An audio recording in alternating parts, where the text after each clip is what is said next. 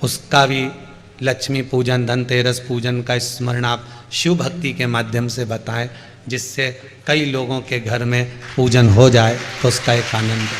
धनतेरस, रूप चौदस, दीपावली, पड़वा और दूज, ये 5 दिन तक दीपावली महापर्व चलता है। दीपावली महापर्व में हम क्या कर सकते हैं? हम क्या भगवान को दे सकते हैं? केवल 3 दिन ऐसे होते हैं जिसके दीपदान का फल मनुष्य को नहीं मिलता। हिंदू धर्म में केवल 3 दिन ऐसे होते हैं जिसके दीपदान का फल मनुष्य को नहीं मिलता। कौन से 3 दिन है? पहले नंबर पर धनतेरस, दूसरे नंबर पर रूप चौदस और तीसरे नंबर पर दीपावली। ये दीपावली, धनतेरस और रूप चौदस, ये 3 दिन दिए दान का फल मनुष्य को नहीं मिलता है महाराज। क्यों नहीं मिलता महाराज? हम तो जला जला के और ओटले पे जलाएं, पीपल के नीचे लगाएं, खूब दीपदान करते हैं, तो इसका फल मनुष्य को क्यों नहीं मिलता? क्योंकि राजा बलि की भूमि को जब वामन भगवान ने 3 पग में नाप लिया था, राजा बलि सुतल लोक का राजा बना था, तो राजा बलि ने वामन भगवान से कहा था, प्रभु आपने 3 पग में मेरी पृथ्वी को नाप लिया, पर आपसे मांगना चाहता हूं तो केवल इतना दे दो कि 3 दिन जो पृथ्वी पर दीपदान करेंगे उसका फल मेरी किस्मत में, मेरे भाग्य में लिखा जाए। भगवान ने पूछा कौन कौन से? तो कहा एक धनतेरस, दूसरा रूप चौदस, तीसरा दीपावली। इतने में लक्ष्मी जी आके खड़ी हो गई। लक्ष्मी जी ने कहा राजा बलि से, भैया पृथ्वी के लोग सबसे ज्यादा पूजन तो उसी दिन करते हैं, उसी दिन दीपदान करते हैं, और लोग तो धनतेरस के दिन दिया लगाते हैं, रूप चौदस के दिन लगाते हैं, दीपावली के दिन लगाते हैं, और सारा पुण्य तेरे खाते में लिखा जाएगा, तो उनके खाते में क्या होगा? इतने में राजा बलि ने कहा, बहन लक्ष्मी चिंता मत कर, दीपावली के बाद में जो कार्तिक पूर्णिमा आएगी, उस कार्तिक पूर्णिमा के दिन जो किसी जलाशय के पास में जाकर, नदी, तालाब, कुंड, कुआं, किसी जलाशय के पास में जाकर अगर एक दिया लगा देंगे तो उसको 3 दिन का पुण्य फल 1000 गुना होकर प्राप्त हो जाएगा। 1000 गुना। एक बेलपत्री, एक पीला चावल, हल्दी में रंगा हुआ पीला चावल, और एक बेलपत्री, एक कमलगट भगवान शंकर की शिवलिंग पर समर्पित करने का प्रयास है। परंतु ये बेलपत्री, पीला चावल और एक कमलगट, ये 5 दिन तो तुम ये दीपावली के पर्व के, और 5 दिन जो पचवीगन आएगा, पूर्णिमा का समय जब आएगा, उस समय अगर आपने ये दोनों समय पर एक बेलपत्री, एक पीला चावल, एक कमलगट्टा भगवान शंकर के शिवलिंग पर समर्पित करना प्रारंभ करा, ये 5 दिन इधर के 5 दिन उधर के, आपको कभी कहना नहीं पड़ेगा किसी के आगे कि भैया मुझे 500 की जरूरत है, तेरी जेब और तेरा घर भरा है। विष्णु पुराण में एक धनतेरस की कथा है, बड़ी सुंदर है महाराज। विष्णु पुराण का धनतेरस की कथा बड़े भाव से कभी योग लगे तो तिलसोत, तिलसोत जानते हो? एक बड़ा सा दिया जो इतना बड़ा होता है, जिसको दिवाली पे लगा, तिलसोत। एक होता अखंड दिया, बड़ा दिया। एक होता ठप्पे का दिया, नीचे रखा हुआ दिया, मिट्टी का दिया। एक होता है डब्ल्यू जैसा दिया, एस जैसा। तो धनतेरस की कथा कहती है कि एक बार माता संतोषी भगवान गणेश जी महाराज की पुत्री माता संतोषी बैठी हुई थी, और संतोषी माता गौ माता की जो पूंछ होती है, उस पूंछ के जो बाल होते हैं नीचे के, तो माता संतोषी उन पूंछ के बाल को अपने हाथों से साफ कर रही थी।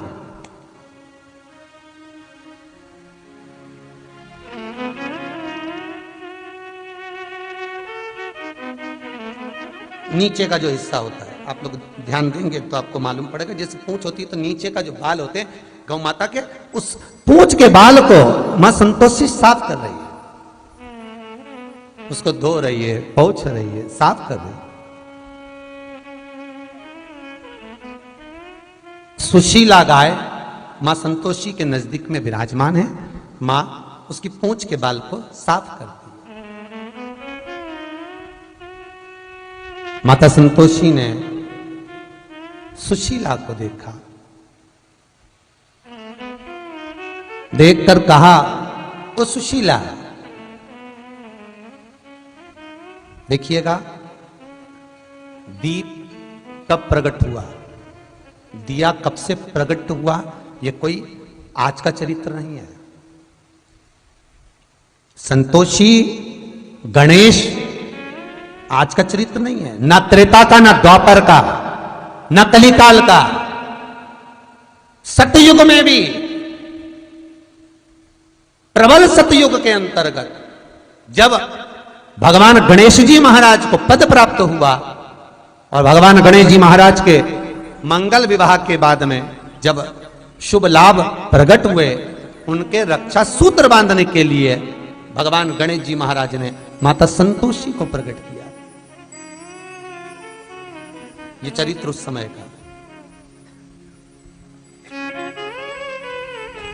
दीप, मां सुशीला के पूंछ के बालों को साफ कर रही है और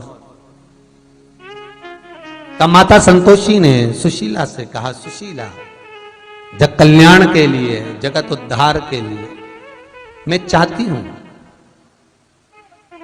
जैसे बहुला का पुत्र मनोरथ है, बहुला गाय का पुत्र मनोरथ, उसकी कथा कई बार आपको शिव पुराण में कही, जैसे बहुला का पुत्र मनोरथ है, मैं मनोरथ का नाम विख्यात है, मैं चाहती हूं सुशीला तू मेरे पास रहती है, तेरा पुत्र ऐसा हो जिसका नाम विख्यात हो।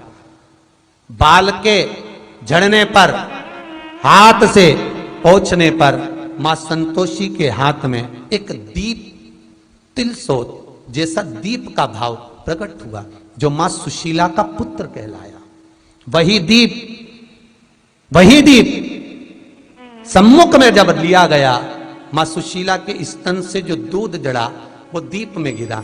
दीप में गिरते गिरते दूध का जो जल था वो प्रवाहित हो गया, उससे घृत उत्पन्न हो गया और उसमें आप रूप ज्योति उत्पन्न हुई। आप रूप ज्योति उत्पन्न।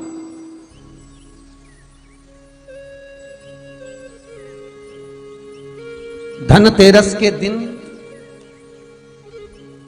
महाराज मां संतोषी ने निवेदन किया है, दीपदेव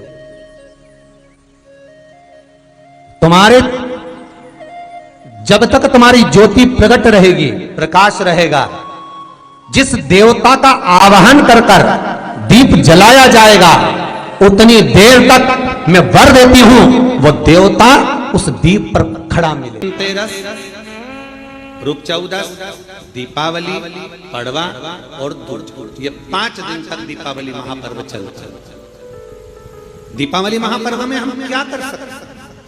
हम क्या भगवान को दे सकते हैं? अभी आपको कहा कि सारी दुनिया लक्ष्मी को चाहती है, पर लक्ष्मी से कोई पूछे कि तू क्या चाहता है, लक्ष्मी से कोई पूछे तुम क्या चाहती है, तो लक्ष्मी जी भी कह देगी बस मैं इतना चाहती हूं कि महादेव के प्रति, भगवान के चरणों के प्रति आपका विश्वास जहां पर बढ़ा, आपका विश्वास जहां प्रबल हुआ, लक्ष्मी जी कहती है वहां पर मैं हमेशा खड़ी हूं और तुम्हारे घर में हर पल में। पूजन का विधान बताते हुए स्वयं शास्त्र वर्णन करता है हमारे यहाँ। धनतेरस के दिन की जो पूजन है, उस धनतेरस के दिन की पूजन में आप अपने घर में जितनी भी, अब लक्ष्मी की पूजन जब आप करें, दीपावली की पूजन करें, उसमें मुहूर्त देखिए, मनाना, मुहूर्त पूछिए, मनाना। कोई मुहूर्त लिखा हुआ है उसका स्मरण करें। धनतेरस की पूजन करने में, रूप चौदस की पूजन करने में, पड़वा की पूजन करने में, दूज की पूजन करने में आपको मुहूर्त की जरूरत नहीं। आप तो प्रदोष काल, शाम का जो प्रदोष काल का समय होता है, उस समय पर बड़े प्रेम के साथ में, आनंद के साथ में, एक सुंदर आनंद से, अगर घर में मार्बल या कोटा फर्श वगैरह लगा हो तो कपड़े से ही पोंछ लो, और अगर कच्चा मकान हो तो गोबर से थोड़ा सा लीप कर सुंदर आनंद के साथ में, भगवान का जहाँ मंदिर, देवालय, शिवालय है, बड़े आनंद से आपके घर में जो पूजन का जगह है, उस पूजन के जगह पर थोड़ा सा लीप कर या कपड़ा फेर कर वह आनंद के साथ एक सुंदर चौक पूर लीजिए, और चौक पूर कर उसमें थोड़ा सा चावल दाना या गेहूं का दाना रखकर उस पर एक चौरंग, चौकी, पाटा, जो भी आप रख सकते हो उस पर रखकर एक सुंदर वस्त्र बिछा वस्त्र बिछाकर एक सुंदर सी थाली में स्वस्तिक कंकु के रोली का एक स्वस्तिक बनाइए, बनाकर उसको थाली के ऊपर, उसको पाटे के ऊपर जो कपड़ा बिछा है उसके ऊपर रख दीजिए। रखकर घर में कोई चांदी का सिक्का हो, चांदी का सिक्का ना हो, चांदी का कॉइन ना हो, तो अपना जो कॉइन आता है, 1 का सिक्का, 2 का सिक्का, जो भी कॉइन आता है वो रख दीजिए। और रखकर उसको जो मोली आती है, लच्छा बांधने वाला, हाथ में बांधने का जो नाड़ा आता है, मोली होती है लच्छा, उससे उसको हल्दी लगाकर लपेट दीजिए और बाबा को उस थाली में रखकर सुंदर आनंद के साथ में माता लक्ष्मी का स्मरण करते हुए 7 दिए घी के लंबी बाती, एक दिया तेल का दिया लक्ष्मी जी के लेफ्ट हैंड। जैसे लक्ष्मी जी को जब आप पूजन करने बैठोगे तो लक्ष्मी जी का मुख आपकी ओर होगा कि नहीं होगा? आप ऐसे बैठे हो तो लक्ष्मी का मुख आपकी ओर, तो दिया आएगा इस ओर। मतलब आप जब पूजन करने बैठोगे तो आपका जो सीधा हाथ होगा लक्ष्मी जी का वो उल्टा, उस उल्टे हाथ की ओर एक तेल का दीप लगाकर लंबी बाती का और 7 दिए लंबी बाती के घी के आटे के दिए वो एक प्लेट में, एक थाली में रख लीजिए। पूजन का सामान कंकु, चावल, रोली, मोली, हल्दी की गांठ, अमरवेल, कमलगट्टा, खड़ा धना, गुड़, ये सब सामग्री रखकर कुछ भोग लगाने की सामग्री, कुछ धूप बत्ती आदि इत्र आदि सामग्रियां रखकर, पुष्प आदि रखकर, जो क्वाइन तुमने रखा है, सिक्का तुमने रखा है, 7 दिए सीधे हाथ पर लक्ष्मी, 7 दिए जो तुमने आटे के बनाए हैं उसमें लंबी बत्ती कर सीधे हाथ पर जलाएं। उल्टे हाथ पर तेल का दिया जलाकर पूजन की थाली में जो सामग्री रखी है जल का छींटा देकर बड़े प्रेम के साथ वस्त्र समर्पित कर और रोली, चंदन, मोली, हल्दी जो भी है, मेहंदी आदि सब सामग्री समर्पित कर 5 अमरबेल के टुकड़े, 7 कमलगट्टा, 5 अमरबेल के टुकड़े, 7 कमलगट्टा, 5 हल्दी की गठान, ये सब अपने हाथों में लेकर माँ लक्ष्मी से प्रार्थना कर कुबेरेश्वर महादेव से विनती कर शिव की आराधना कर नारायण की आराधना कर दामोदर भगवान की आराधना कर माँ लक्ष्मी की आराधना कर दोनों हाथों से समर्पित कर कंकु रौली उस सिक्के के ऊपर धीरे धीरे कर डाल, हल्दी धीरे धीरे कर उस पर डाल, और जो 7 दिए आप भोग लगाने के बाद, प्रसाद रखने के बाद में, फिर जब 7 दिए जो तुमने थाली में लिए हैं, प्लेट में लिए हैं, उससे माता लक्ष्मी की आरती करिए। कुबेरेश्वर महादेव का स्मरण कर आरती करिए। आरती रख दो, पर आरती को लेना नहीं, आरती भगवान की, भगवान को समझ। आरती झोली पसार कर माता लक्ष्मी से प्रार्थना करिए, माँ मैंने कुबेरेश्वर बाबा से विनय करी है, मैंने कुबेर भंडारी से विनय करी है, माँ आप नारायण के साथ, कुबेर के साथ, रिद्धि सिद्धि के साथ, गणेश जी महाराज के साथ आप मेरे घर में पधारो, मेरे घर आप आइए, आपका निवास बनाइए, आप रुकिए। माँ हमें बहुत सारे अवगुण, हे लक्ष्मी माता, हे नारायण, हे शंकर, हे उघड़दानी, हे गणेश जी महाराज, हे रिद्धि सिद्धि, हे कुबेर, हमें बहुत अवगुण है, पर हे माँ हमने सुना है आपने शिव जी से जब वर मांगा था तो कहा था कि बाबा, शंकर भगवान से लक्ष्मी जी ने कहा था मैं जाने को तो चले जाऊं प्रत्येक मनुष्य के घर में, पर उसके घर में तो इतना अवगुण भरा हुआ है, इतने दोष भरे हुए हैं, इतना अपशब्द भरा हुआ है, इतने ताने भरे हुए हैं, इतनी गालियां भरी हुई है, इतना मन में खोट भरा हुआ है, मैं इनको कैसे लक्ष्मी प्रदान करूं, मैं इनको कैसे भंडार। तब माँ आपने तुरंत भगवान शंकर से कहा तो शिव जी ने कहा, लक्ष्मी जब आप शिव की साक्षी में किसी के घर में प्रवेश करो तो अवगुण मत देखना, उसके गुण देखकर प्रवेश कर जाओ। उसका भी लक्ष्मी पूजन, धनतेरस पूजन का स्मरण आप शिव भक्ति के माध्यम से बताएं, जिससे कई लोगों के घर में पूजन हो जाए तो उसका एक आनंद है। कैसी पूजन करना चाहिए, कैसा स्मरण करना चाहिए, लक्ष्मी को हम कैसे रिझा लें, हमारा तो एक निवेदन रहेगा, केवल दिवाली पर ही लक्ष्मी को रिझाने का प्रयास मत करिए। दीपावली के दिन बहुत व्यस्त रहती हैं माँ।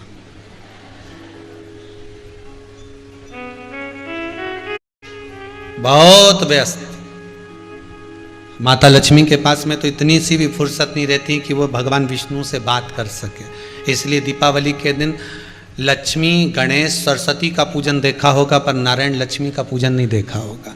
क्योंकि टाइम मिले तो बात करें ना, तो समय नहीं रहता सबके यहां जाना। पर यहां शिव महापुराण की कथा कहती है, अगर आप शंकर के अनुमोदन में लगे हो, बेलपत्री के वृक्ष के नीचे घी का दिया भी लगा रहे हो, तो लक्ष्मी किसी भी दिन आपके घर में प्रवेश कर सकती है। आपका भजन आपके साथ, आप हृदय से, चित्त से, मन से आप भगवान को रिझाओ, बस कैसे भी रिझाओ। माता रानी ने धनेश्वर को बोल दिया था कि 16वें साल में तेरा पुत्र मर जाएगा। अब माता रानी से पूछा ये बचेगा कैसे, तो कहा जिस संत ने मार्ग बताया, जिस संत ने मेरा भजन कराया, उसी के पास चले, उससे विनती कर, उससे निवेदन कर। जब तू उससे निवेदन करेगा तो मिलेगा। भी कथा में कहा, माता लक्ष्मी को, नारायण को लक्ष्मी किसने दी है? भगवान शिव ने। लक्ष्मी जी तो भगवान शंकर के पास आ रही थी, क्योंकि माता ख्याति इनको दे रही थी। पर माता ख्याति से शंकर भगवान ने कहा कि भगवान विष्णु को लक्ष्मी जी दीजिए। जो लक्ष्मी भगवान विष्णु को प्राप्त हो सकती है, क्या लक्ष्मी हमारे घर में नहीं आ सकती? 5 दिवस तक आप माता लक्ष्मी की आराधना करिए, उसको अपने घर में बुलाने का प्रयास करो। श्री शिवाय नमस्तुभ्यम। 5 दिन तक आप भी शंकर का अनुमोदन करो, श्री शिवाय नमस्तुभ्यम बोलो, लक्ष्मी की आराधना करो, घर में काम करते रहो, पपड़िया बनाओ, गुजिया बनाओ, जो बनाना है बनाओ, पर उस शंकर का अनुमोदन कर कर बनाओ, और लक्ष्मी जी का अनुमोदन करते रहो, स्मरण करते रहो, जिससे माँ हमारे घर में विराजमान। लोगों से निवेदन रहेगा, सब दीपावली का पर्व बड़े धूमधाम से मनाना। दीपावली के पूजन का ज्यादा बड़ा रूप में तो हम विस्तार वर्णन नहीं करेंगे। शिव महापुराण की कथा कहती है, जिस कुएं में, जिस बावड़ी में, जिस नदी में रोज पानी आता रहता है, वहां का पानी भी स्वच्छ रहता है। जिसमें निरंतर धार बनी हुई है, थोड़ी थोड़ी जिर बनी हुई है, तो पानी उसमें लगातार आ रहा है, और पानी उसमें लगातार आ रहा है ना, तो उसमें इकट्ठा हो रहा है। तो उसमें से आप कितना ही पानी निकालते जाओ, उसमें पानी आता जाएगा, तुम्हारे निकालने में चलता जाएगा।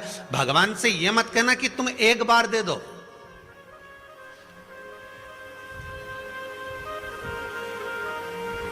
भगवान से आपको यह नहीं कहना है कि तो आप एक बार दीजिए।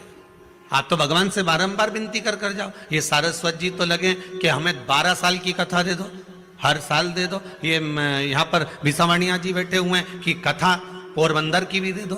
तो ये बाबा से ये नहीं कहना कि हमको एक बार इतना दे दे, हम बस एक बार तुझसे मांग रहे हैं। नहीं नहीं नहीं नहीं। बच्चा तो जब जब दादा की गोद में बैठेगा तब तब टॉफी लेके उठेगा। बच्चा तो जब जब दादा की गोद में बैठेगा तब तब मोबाइल लेके उठेगा। बच्चा जब जब दादी की गोद में बैठेगा तो 5 रुपया लेके उठेगा। बच्चा दादी के कमरे में जाता ही क्यों है, बोलो तो सही। वो दिन भर घूमता है, पर दादी के कमरे में जब जाएगा जब उसको कुछ ना कुछ चाहिए। वो दादा की गोद में जब जाकर बैठेगा जब उसको पोहा समोसा चाहिए। वो दादा के साथ जब बाजार जाना चाहता है कि कुछ ना कुछ दादा दिलाएगा। उसी तरह भगवान से ये मत कहना कि एक बार देना है, हम तो तेरे पोते हैं, हम तो तेरे बच्चे हैं, हम जब जब तेरी गोद में आएंगे तब तब तुझे कुछ ना कुछ तो देना पड़ेगा ही, हम तो तेरे हैं, हम तो केवल तेरे पुत्र हैं, हम तेरे केवल पोते हैं। तू तो बस तुझसे आस लगाए बैठे हैं, उसके सिवाय कुछ भी नहीं हमारे पास।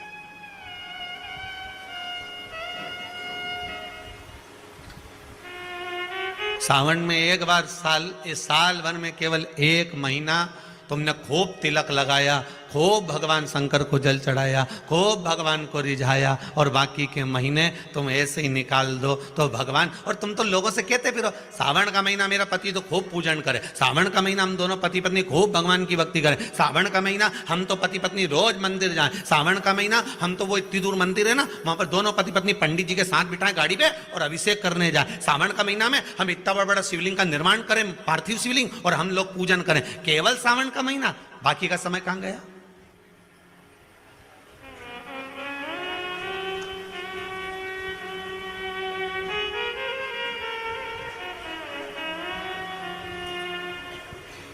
केवल एक महीना। महाराज तुझे ना देखूं तो चैन,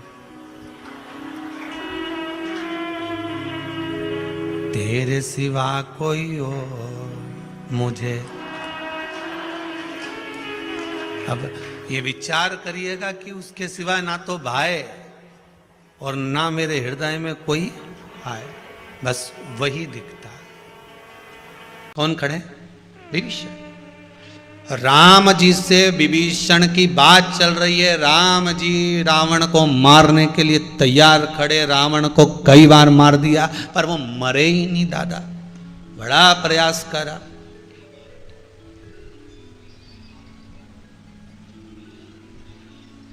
कितना प्रयास करा पर रावण मरा ही नहीं, बहुत प्रयास किया गया, मर ही नहीं रहा। तो विभीषण और राम जी की बात चल रही थी और रावण को लगा ये मेरा भाई राम जी को भेद बता रहा है, मेरा भेद मेरा भाई राम जी को बता रहा है।